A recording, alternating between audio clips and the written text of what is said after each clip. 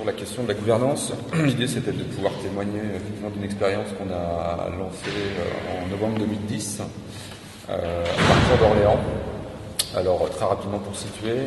je vous explique ce que c'est qu'une coopérative d'activité d'emploi, pour ceux qui ne sauraient pas. En gros, c'est une entreprise, on n'est plus dans le modèle associatif, qui fonctionne à 2 étages. Un premier étage, rapidement, qui a vocation à accompagner des gens qui se destinent à être professionnels du secteur de la culture. En tous les cas, c'est comme ça que nous, on a serré en tous les cas notre intervention. Et le deuxième étage, pour schématiser très rapidement, une fois qu'il y a de l'économie qui est générée,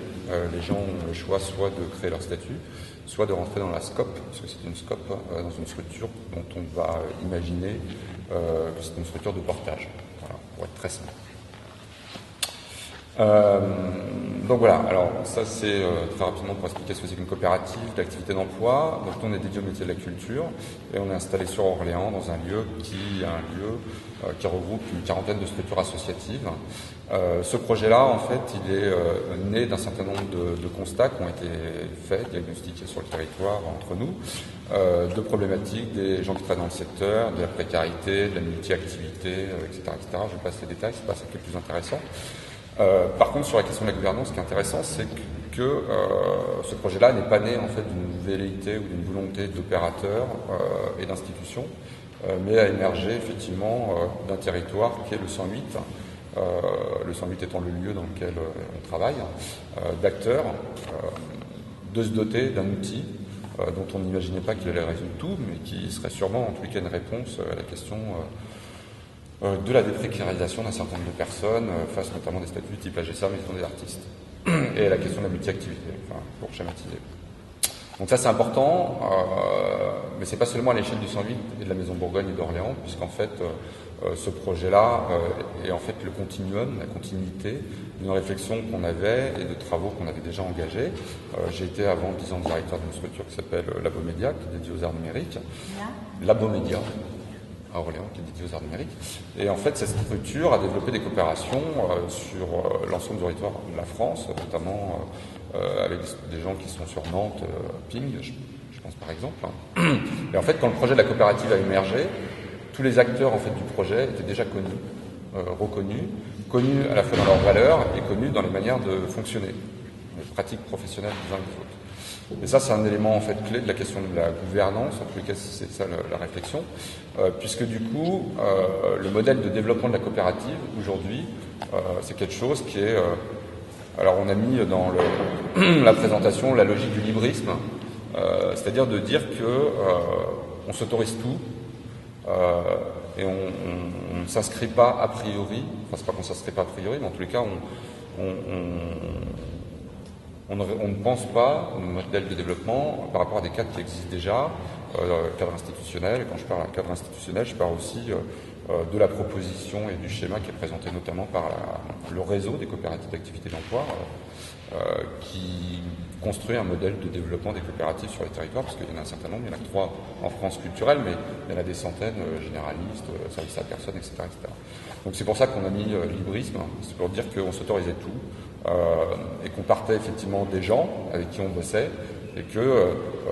soit sur des questions de filière, soit sur des questions de territoire, on allait construire des formes d'organisation qui allaient permettre à ces gens-là de construire de l'économie, parce que c'est bien ça notre problématique, pas n'importe quel type d'économie, on est bien dans l'économie sociale et solidaire, c'est pas le sujet là, mais c'est juste pour dire que voilà, on aura une réflexion forcément qui est à cet endroit-là, et qui va induire aussi des choses sur la manière dont on va fonctionner, appuyé notamment, puisque géographiquement on n'est pas tous au même endroit, à des outils, et à des outils qui sont évidemment appuyés sur des logiciels libres, aussi autour de cette idée que, a priori, les outils structurent la pensée et structurent les modes organisationnels, et que c'est plus intéressant de s'appuyer sur des outils libres qui, a priori, du coup, peuvent évoluer en fonction de nos idées, nos projets, la manière dont on souhaite fonctionner. Donc voilà, donc l'idée c'était de dire qu'effectivement il y avait un cadre qui était effectivement des outils, un facilitateur, quelqu'un qui peut animer ces collectifs-là et proposer un certain nombre d'actions, qu'il y avait des réseaux, des habitudes de travail, et puis des valeurs qui étaient déjà partagées, qui il y avait un lieu qui était le 108 à partir duquel on travaillait, mais qui était aussi explosé un petit peu sur l'ensemble du territoire, avec des ancrages ailleurs en France. Et puis il y a des stratégies qui sont mises en œuvre. Donc sur les stratégies qui découlent un petit peu de tout ce qu'on a fait, il y a l'idée d'une bienveillance et d'essayer de prendre soin. C'est-à-dire que là pour le coup on va être vraiment, c'est la question du bonhomme qui va nous intéresser, du bonhomme, de la personne, et qu'on n'a pas présagé et préconstruit quelque chose au-delà de l'envie et de la volonté de chacun, quoi. Donc du coup, on a un modèle de développement qui est complètement hybride, et qui est très complexe, mais qui est très rapide aussi, parce que le système nourrit sa propre appétence. Enfin, je ne sais pas comment le dire, mais du coup, les valeurs qu'on va défendre, ou en tous les cas la représentation qu'ont les gens des valeurs qu'on défend, devient un levier qui va nourrir les ambitions des uns des autres pour s'approprier notre projet et pour faire en sorte qu'effectivement se développent des choses ailleurs sur d'autres territoires appuyées à cette représentation. Je ne sais pas si je suis super clair. Donc cette idée effectivement de prendre soin en tous les cas et d'imaginer accompagner des gens et des projets et pas plâtrer effectivement des modèles. Se dire aussi que on a vocation à gangréner au-delà de notre réseau, de se rapprocher du secteur marchand, de transformer les pratiques des gens du secteur marchand. C'est par exemple ce qu'on est en train de faire sur Tours, dans le champ des TIC, des technologies d'information et de la communication, où du coup on va à la rencontre de la CCI, des petits chefs d'entreprise de la CCI, où on essaye de les ramener et de les confronter à nos modèles organisationnels pour voir dans quelle mesure on peut finalement quand même arriver à coopérer et modifier leur manière de fonctionner sur les territoires. Et du coup, ce qui est en train de se passer, ce qui se passe, c'est que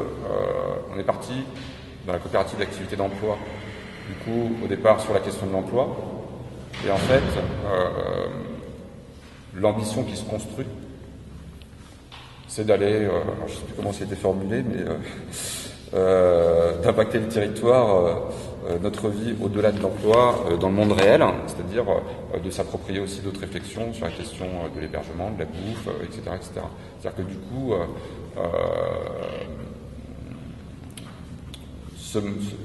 le mode de coopération, cette forme juridique qu'on a construite, mais qui n'est plus qu'un outil, nous amène à nous questionner aussi à d'autres endroits que celle de l'emploi et à vouloir impacter nos territoires au-delà de cette question-là. Alors, il y a déjà des expériences qui sont déjà bien qui sont bien avancées. Je pense à Conques-le-Bas notamment, c'est les copains qui sont dans la coopérative et qui vivent dans des yourtes et qui ont déjà bien avancé sur d'autres questions, l'accès à la propriété, etc., etc. Voilà. Merci Manuel.